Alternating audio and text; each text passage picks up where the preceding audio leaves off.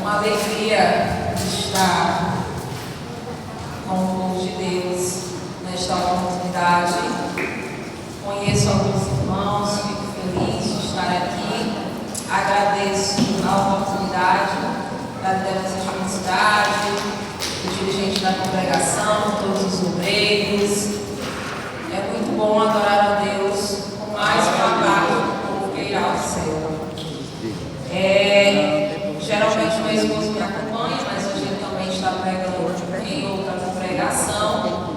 Mas a palavra de Deus, ela será ministrada, a minha oração é que ele receba toda a honra e toda a glória e gere transformação, porque a palavra do Senhor é viva e é eficaz, e sempre que ela é ministrada, gera transformação em nossos corações.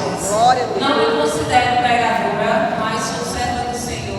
O servo obedece ao mandar daquele que está sobre nós.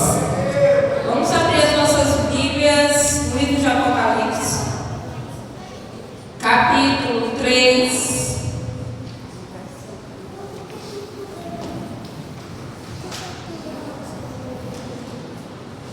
Versículo 10. Glória a Jesus.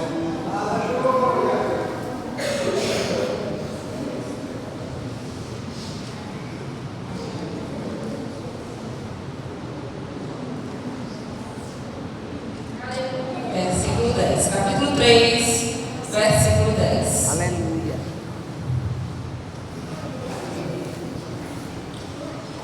Como guardaste a palavra da minha paciência, também eu te guardarei da hora da tentação que há de vir sobre todo mundo, para tentar os que habitam na terra. Eis que venho sem demora, guarda o que tens, para que ninguém tome a tua coroa. Pulando agora para o versículo 15.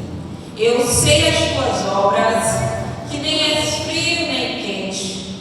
Oxalá foras frio ou quente. Assim, porque és morno e não és frio nem quente, vomitar-te-ei da minha boca. Como dizes, rico sou e estou enriquecido. De nada tenho falta, e não sabes que és desgraçado e miserável, pobre, cego e nu.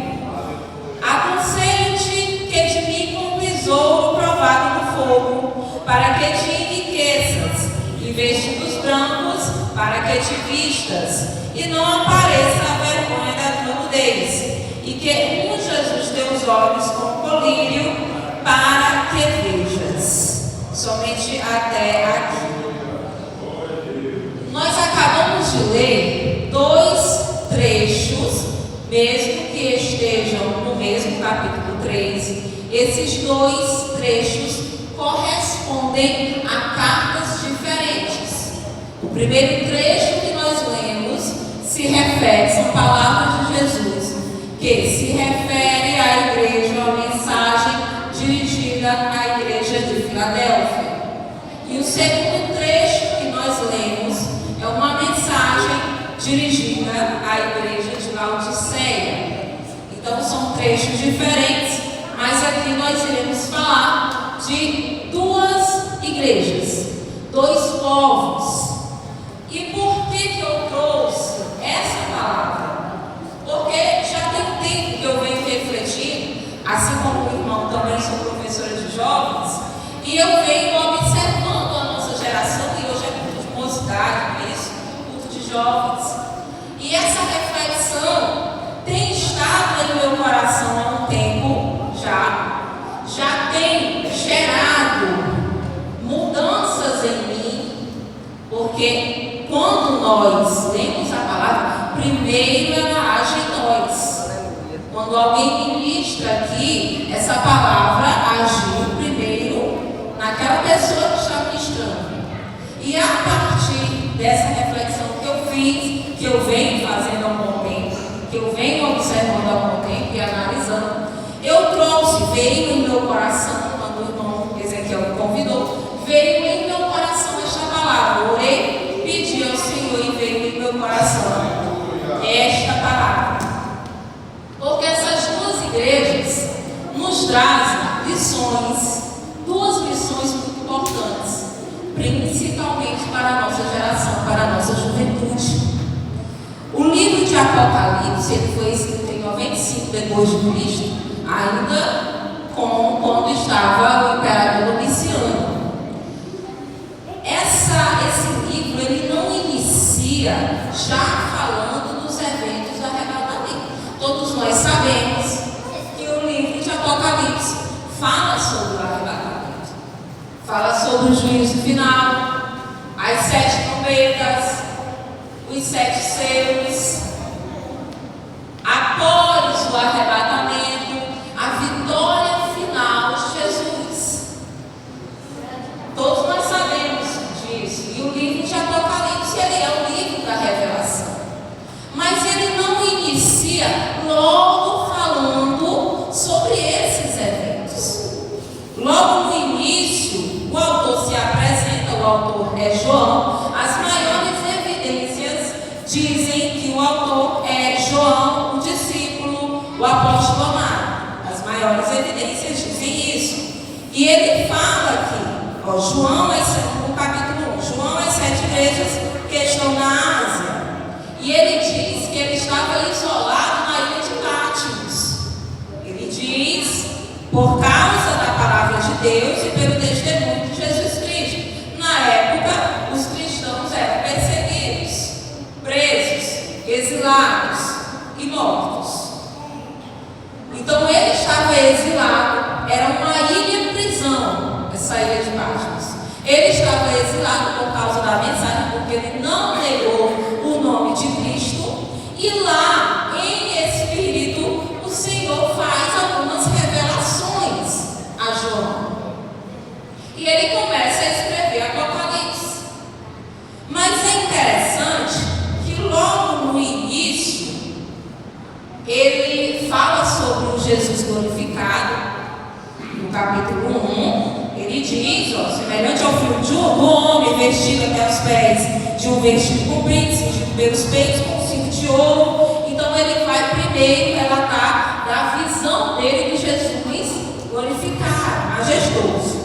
E depois, Jesus pede para ele escrever 7 cartas. Interessante que essas 7 cartas estão, o conteúdo dessas 7 cartas é o quê? A vida espiritual dos cristãos da Ásia Menor. Logo no capítulo 1 ele diz, as 7 igrejas que estão na Ásia. Então Jesus, ele primeiro, antes de falar do juízo final, antes de falar do arrebatamento, ele escreve 7 cartas para trazer repreensões e orientações acerca da vida espiritual dessas 7 igrejas. O que nós podemos começar observando aqui? Que antes de Jesus falar como será o fim, ele se preocupou em colocar e dizer o caminho correto para a igreja. E algumas igrejas não estavam indo no caminho que Jesus queria, não estavam cumprindo a vontade do Senhor. Então o Senhor, ele está atento, primeiro, ele está atento a nós, a nossa vida espiritual. Uma das cartas que nós lemos aqui fala, conheço as tuas obras, ele está atento. Então primeiro ele se preocupa com a vida espiritual. Primeiro ele diz assim, como está o coração da minha igreja? Espiritualmente, antes de falar do arrebatamento. Antes de falar do arrebatamento, ele vai trazer orientações acerca da vida espiritual.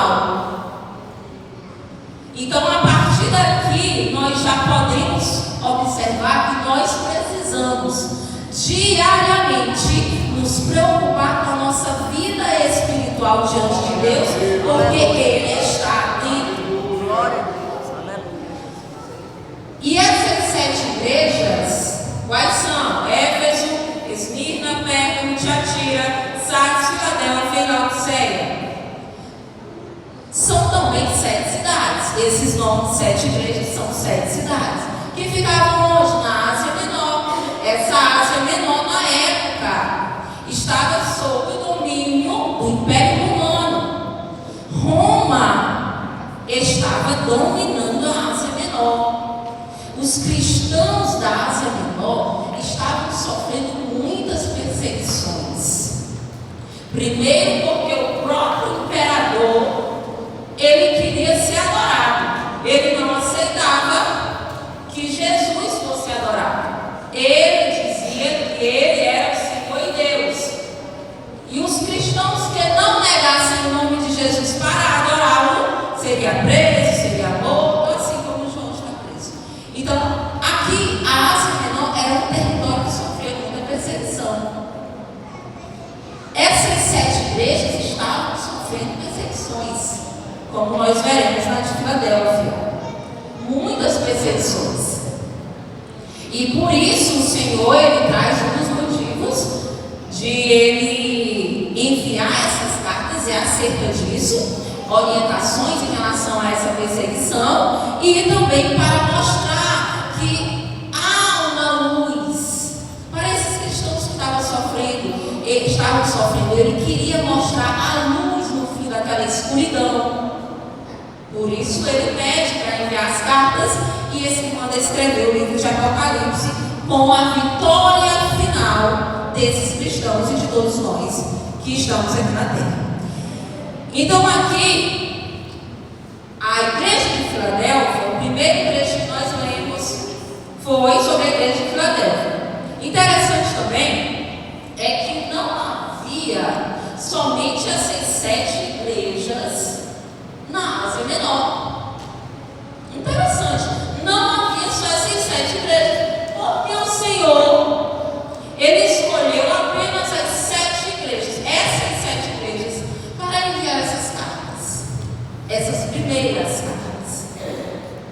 Um dos motivos, uma das explicações que temos, é que essas 7 cidades, elas faziam meio que um círculo na Ásia Menor. Então, quando essas cartas chegassem a essas 7 igrejas, elas seriam espalhadas.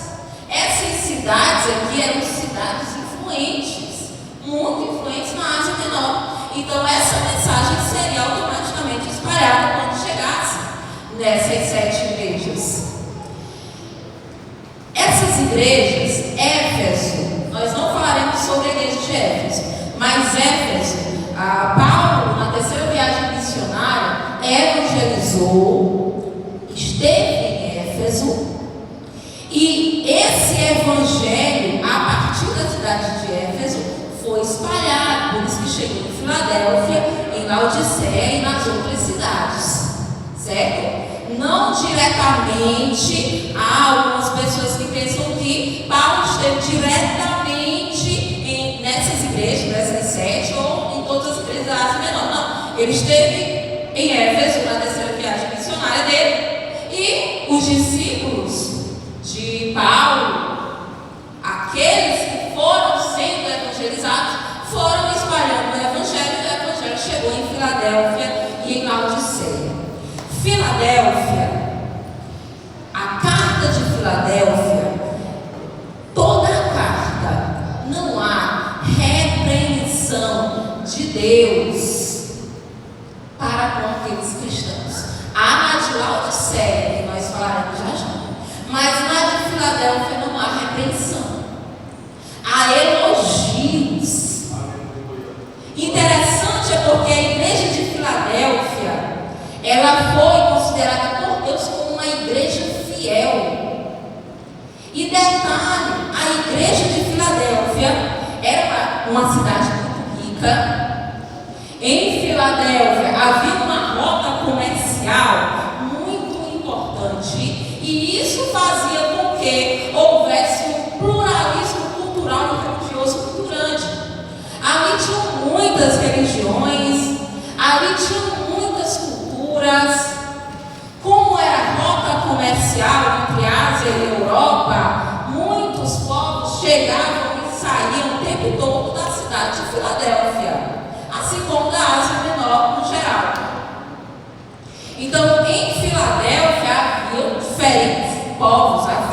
diferentes povos, assim como diferentes religiões. Os cristãos de Filadélfia sofriam um bombardeio de pressão, de perseguição muito grande. Olha, havia templos a várias divindades, incluindo Dionísio, religiões helênicas. Essas religiões helênicas são religiões que os gregos implantam, aqueles deuses olímpicos que os gregos falam aí. E lá em Filadélfia tinha muito. Então esses cristãos sofriam perseguição de todos os lados. Até que os judeus, tinha um grupo de judeus que rejeitavam Cristo lá em Filadélfia. Eles sofriam perseguição. É por isso que na carta a Filadélfia, Jesus fala assim: eu farei aos da sinagoga de Satanás. Que é isso? É o grupo de judeus que rejeitou a Cristo e estavam perseguindo os cristãos de Filadélfia. Então o que Jesus falou para os irmãos de Filadélfia? Eu farei aos da sinagoga de Satanás, aos que se dizem judeus e não são, mas mentem. Eis que eu farei que venham e adorem prostrados ao Deus. Então essa igreja de Filadélfia sofria muita perseguição e ela não recebeu nenhuma repreensão de Jesus. O que ela recebeu de Jesus? Você perseverou, guardaram a minha palavra. Ele fala, guardaram a minha palavra no meio desse bombardeio de perseguição aí. Perseveraram. E o que nós trazemos para nós, principalmente juventude? A necessidade de permanecer com a convicção em nossa identidade como filho de Deus. Porque na época a perseguição era de outras religiões, de outros povos. Mas agora a perseguição ela mudou. Agora são as distrações. Agora o bombardeio aos cristãos, principalmente jovens, vem com distrações. A perseguição ela não acabou. O inimigo só mudou o ataque. Mas existe. E o que nós, jovens e crentes no geral, precisamos ter muito bem definido? A nossa noção de identidade, pertencimento e propósito. Se nós não definirmos, e a palavra de Deus esclarece isso, a nossa identidade, o nosso pertencimento e o nosso propósito, nós ficaremos perdidos. Olha, o nosso corpo, ele retém quando nós nos alimentamos. O nosso corpo retém aquilo, os nutrientes, certo? Que vão fazer bem para nós e elimina aquilo que não faz bem, não é isso? Então, o nosso corpo retém aquilo que é bom para a nossa saúde. A nossa mente, ela tem que ter um crivo para reter o que é bom e eliminar o que não faz parte da minha identidade. Esse crivo é a identidade, pertencimento e propósito. Por quê? Porque se eu estou no mundo e eu absorvo tudo, haverá uma intoxicação.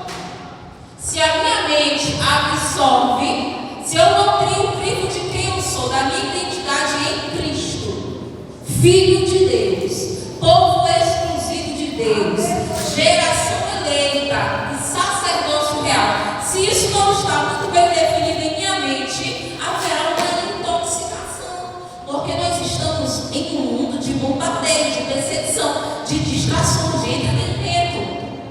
Agora é o relativismo. Na época não, na época eram religiões helênicas, agora é relativismo, agora é hedonismo, são outras filosofias.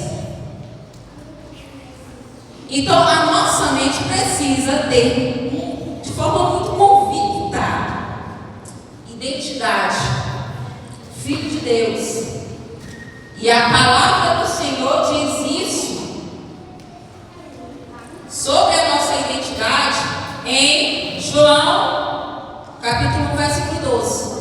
E o do nosso pertencimento, 1 Pedro 2,9, povo exclusivo de Deus, nós pertencemos a Deus, é o nosso pertencimento, aquilo que não está de acordo com o meu pertencimento, com a minha identidade, eu não participo. Mas se eu não tenho isso bem definido, eu vou acabar me influenciando.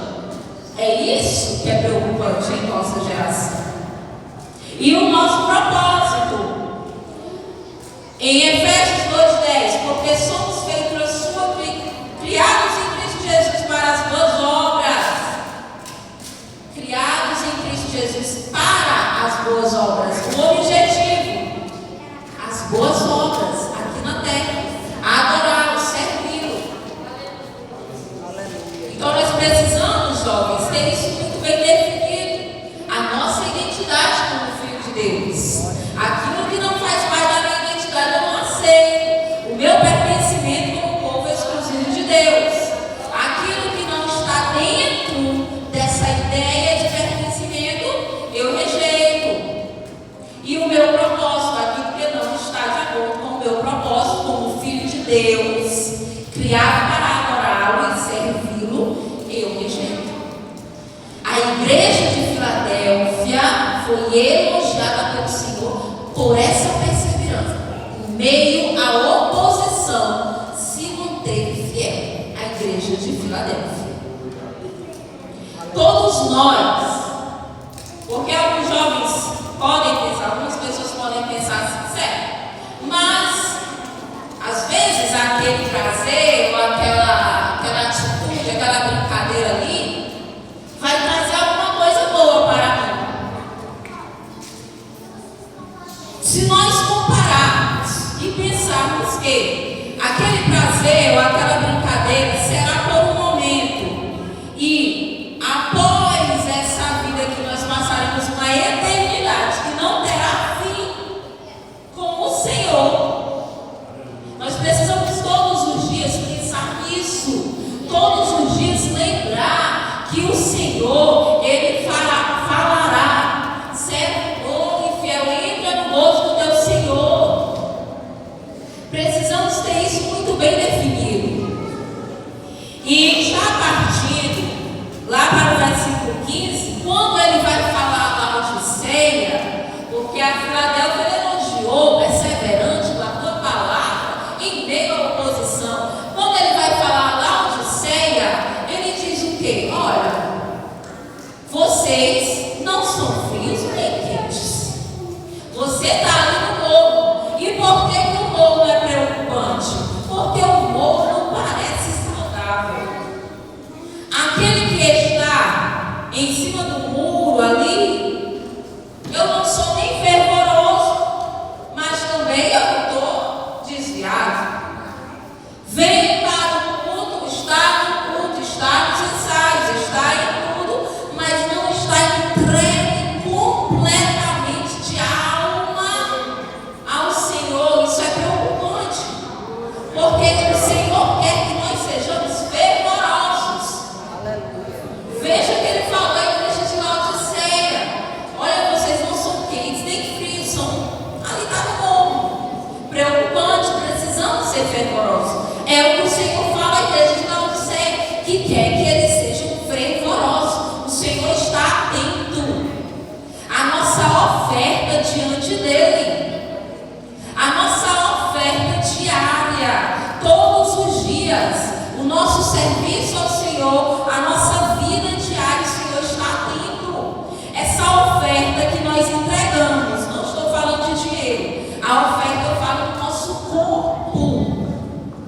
O Senhor falou em Mateus o seguinte: esse povo honra-me com os lábios, mas o coração está longe. O que é isso? Tem gente que está na igreja, mas não está de corpo e alma, está com a mente longe. O Senhor quer uma adoração de nós de qualidade.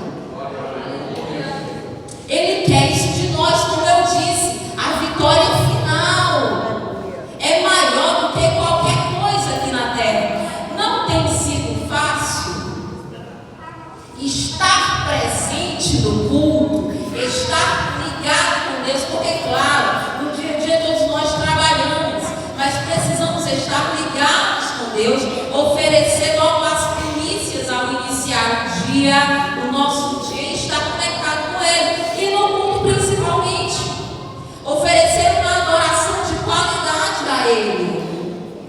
O estar presente não tem sido fácil, por quê? Porque realmente a atenção plena de nós, seres humanos, está cada vez mais complicada. Contando com tecnologia e tanta coisa, a atenção plena tem sido difícil.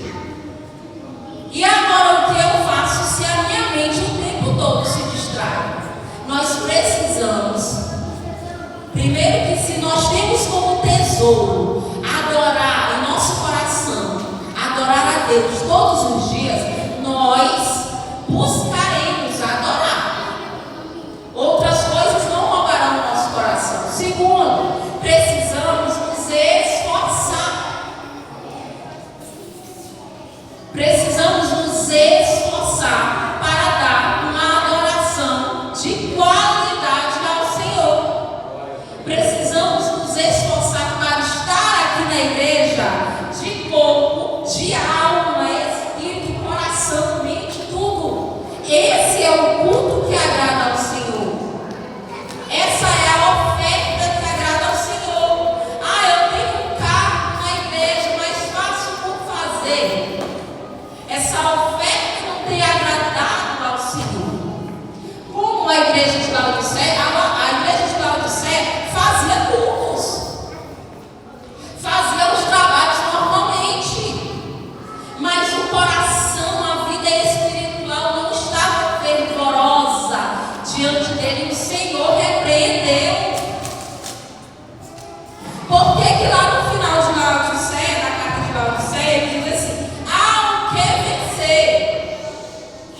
ao que vencer, lhe concederei que se assente comigo no meu trono. Aquele que vencer. Vocês precisam, ele vai falando para a igreja de Laodiceia, vocês precisam mudar essa postura, ter uma vida espiritual fervorosa, adorar Ele com qualidade, oferecer uma oferta que cheire suave as narinas de Deus. Não é uma adoração que fica no teto. Temos que nos preocupar com a adoração que nós oferecemos a Deus, para não ser superficial, para chegar realmente no trono.